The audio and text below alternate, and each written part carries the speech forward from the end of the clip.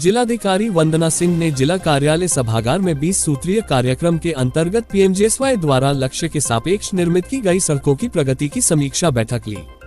लक्ष्य के सापेक्ष अत्यंत न्यून प्रगति पर जिलाधिकारी ने तीनों डिवीजनों के अधिशासी अभियंता को चेतावनी देते हुए नवंबर माह तक लक्ष्य के सापेक्ष प्रगति करने हेतु निर्देश दिए। भौतिक प्रगति में तेजी के लिए विभाग को कार्ययोजना बनाकर प्रतिदिन का लक्ष्य निर्धारित करते उसी के अनुरूप कार्य करने के निर्देश दिए। बैठक में अधिशासी अभियंता पीएमजेएसवाई जोलीकोट ने बताया कि विभाग के तीनों डिवीजनों द्वारा वार्षिक लक्ष्य 69.3 किलोमीटर के सापेक्ष माह अगस्त तक 4.95 किमी सड़क का निर्माण किया गया है। जिलाधिकारी ने विभाग की इस अल्प प्रगति पर नाराजगी व्यक्त की गई। विभाग द्वारा अप्रैल से जुलाई मध्य तक सड़क बनाने हेतु उपयुक्त समय में भी लापरवाही से किए गए कार्य के कारण विभाग को डी श्रेणी प्राप्त हुई है, जिसके कारण राज्य स्तर पर भी जनपद की रैंकिंग प्रभावित हो रही है। इस पर जिलाधिकारी ने विभाग को आगामी सर्दियों के मौसम और भावी चुनावों में कार्मिकों की ड्यूटी लगने से कार्य प्रभावित होने की संभावना के दृष्टिगत तत्काल योजना बनाकर माह नवम्बर तक के श्रेणी अर्जित करने के निर्देश दिए। लंदन में निवेशकों से मिले रुझान से उत्साहित मुख्यमंत्री पुष्कर सिंह धामी ने देहरादून लौटने से पहले ही दायित्वों की पहली सौगात दे दी। बुधवार देर रात शासन ने भाजपा के 10 वरिष्ठ नेताओं को दायित्व दिए जाने का आदेश जारी कर दिया। इनमें 5 विभिन्न परिषदों व संस्थाओं में अध्यक्ष और 5 उपाध्यक्ष बनाए गए हैं। महानिदेशक सूचना बंशीधर तिवारी ने दायित्व दिए जाने की जानकारी दी। बता दें कि पिछले लंबे समय से भाजपा में दायित्व बांटे जाने की इंतजार हो रहा था। मुख्यमंत्री के लंदन जाने से पहले ही दायित्व बांटे जाने की सुगबुगाहट थी। सूत्रों के मुताबिक विदेश जाने से पहले सीएम ने अफसरों को संकेत दे गए थे। भाजपा के प्रदेश अध्यक्ष महेंद्र भट्ट ने भी पितृपक्ष शुरू होने से पहले दायित्वों की पहली सूची जारी होने की संभावना जताई थी। कौन मंत्री व राज्य मंत्री स्तर का दायित्वधारी है, ये दर्जा बाद में तय होगा। कुछ दिन पूर्व ऋषिकेश के पास और फिर कल हल्द्वानी के पास एक रिसोर्ट में अवैध रूप से कसिनो और बार का संचालन होने की खबर से गुस्साए कांग्रेसियों ने आज बुद्ध पार्क हल्द्वानी में विधायक सुमित हृदेश और जिलाध्यक्ष राहुल छिमवाल के नेतृत्व में राज्य की भाजपा सरकार का पुतला दहन कर भाजपा पर देवभूमि को शर्मसार करने की बात कही। विधायक सुमित हृदेश ने कहा कि 1 साल पूर्व इसी प्रकार के अनैतिक कृत्यों में लिप्त एक रिसोर्ट के कारण उत्तराखंड ने अपनी एक होनहार बेटी को खोया और जिसको अभी तक न्याय नहीं मिल पाया है। इसके विपरीत अनैतिक कृत्यों का कारोबार राज्य सरकार के संरक्षण में अच्छे से फल फूल रहा है। इस प्रकार के हर रिसोर्ट से सत्ताधारी भाजपा के नेताओं के संबंध जगजाहिर है। जिलाध्यक्ष राहुल छिमवाल ने कहा कि देवभूमि को शर्मसार करने वालों को किसी भी कीमत पर बख्शा नहीं जाना चाहिए, चाहे वो सत्ताधारी भाजपा के करीबी ही क्यों न हो। पुलिस प्रशासन को अवैध कसिनो और इस प्रकार के अनैतिक कृत्यों से जुड़े प्रत्येक व्यक्ति का नाम पता सार्वजनिक करना चाहिए। महिला महानगर अध्यक्ष नीमा भट्ट और प्रदेश महिला महामंत्री शोभा बिष्ट ने कहा कि अवैध बार और जुए के कारण सबसे ज्यादा खतरा हमारी बेटियों के सर पर मंडरा रहा है और हम महिलाओं को अब अपनी और अपनी बेटियों की सुरक्षा के लिए खुद आगे आना होगा। यूथ कांग्रेस पूर्व प्रदेश अध्यक्ष गुरप्रीत प्रिंस और यूनका विधानसभा अध्यक्ष मोकिन सैफी ने कहा कि नशा और जुआ हमारी युवा पीढ़ी को बर्बाद कर रहा है। एक तरफ सरकार नशे के खिलाफ जंग का ऐलान करती है, वहीं पर्दे के पीछे से इस प्रकार के अनैतिक कृत्यों को पूरा संरक्षण देती है। पुतला दहन करते समय सभी ने नाम खोलो के नारे के साथ भाजपा सरकार मुर्दाबाद के नारे लगाए और उत्तराखंड को कलंकित और शर्मसार करने वालों के खिलाफ ठोस कानूनी कार्यवाही करने की बात कही।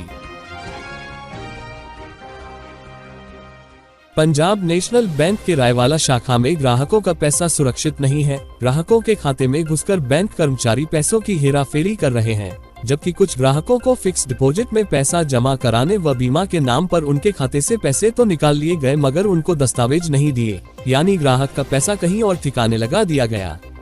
बैंक के रायवाला शाखा में ये कारनामा एक कर्मचारी ने किया है। मामला उजागर होने पर बैंक प्रबंधक ने कर्मचारी को हटा दिया।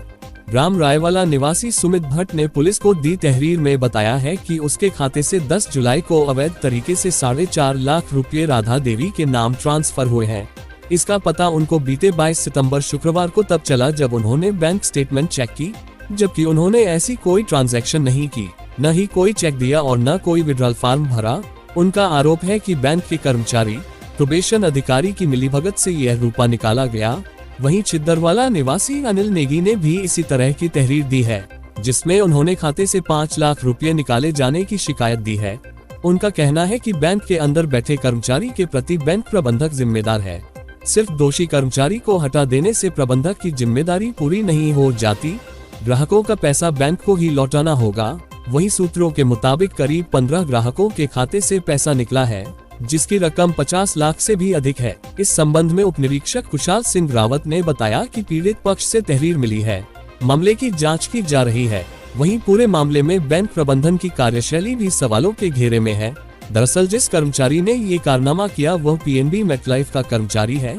इस कर्मचारी को मैनेजर की निगरानी में मेटलाइफ की बीमा योजनाओं की जानकारी देने के लिए बैंक में रखा जाता है।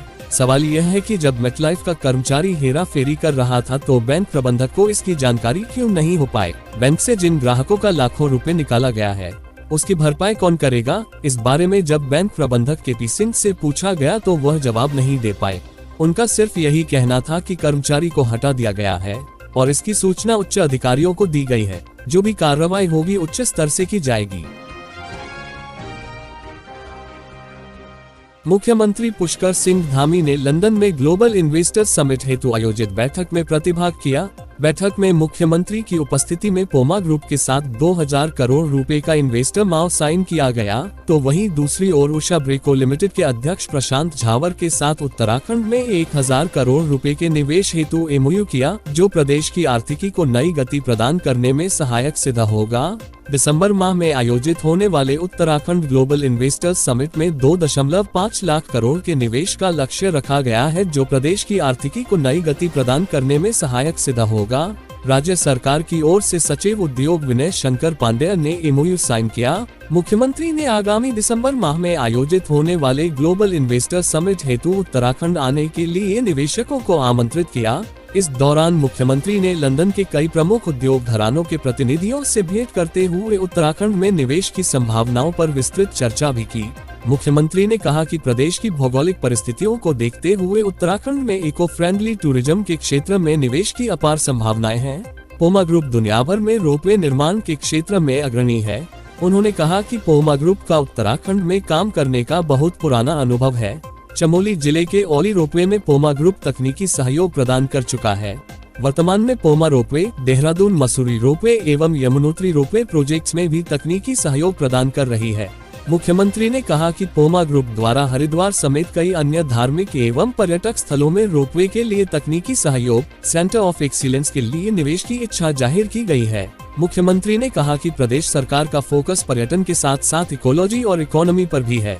उन्होंने कहा कि प्रदेश सरकार निवेश के लिए ऐसे रास्तों की तलाश कर रही है जिसमें विकास और पर्यावरण का संतुलन बना रहे। मुख्यमंत्री ने लंदन में निवेशकों को संबोधित करते हुए कहा कि लंदन सर्विस सेक्टर का बड़ा केंद्र है, इसलिए यहाँ टूरिज्म, आईटी, हेल्थ केयर के क्षेत्र के बड़े निवेशक कार्य कर रहे हैं। मुख्यमंत्री ने कहा कि उत्तराखंड एक पर्वतीय राज्य होने के कारण यहाँ की कृषि जलवायु भी अन्य राज्यों से भिन्न है। उन्होंने कहा कि आज के दौर में यूरोप से लेकर सभी देशों के ऑर्गेनिक उत्पादों की विशेष मांग है। समिट के जरिए उत्तराखंड के उत्पादों को विदेशों में और प्रभावी रूप से पहुंचाया जा सकेगा। जब बरसात का सीजन बीत गया तब मुख्य सचिव महोदय को वर्षा जल संरक्षण करने की याद आई और इसके लिए सचिवालय में हाई पावर बैठक की गई। अगर अप्रैल माह में बारिश के मौसम के पहले इसके बारे में कोई बैठक की जाती और किसी तरह का प्लान इसके लिए तैयार किया जाता तब शायद कुछ हो भी सकता था, लेकिन फिर भी गनीमत रहेगी अगर अगली बरसात से पहले इस योजना को धरातल पर उतार दिया गया। मुख्य सचिव डॉक्टर एस संधू ने बुधवार को सचिवालय में अधिकारियों की एक बैठक कर वर्षा जल संग्रहण करने की बात कही। मुख्य सचिव बैठक में बोले कि राज्य में बरसात में तो बहुत बार होती है, लेकिन अन्य समय पर पानी की समस्या रहती है। रिवर एंड स्प्रिंग रिजुविनेशन के लिए बनाई जा रही अथॉरिटी अथवा एजेंसी के उद्देश्यों में अधिकतम संख्या में चेक डैम तैयार किए जाने को शामिल किया जाए।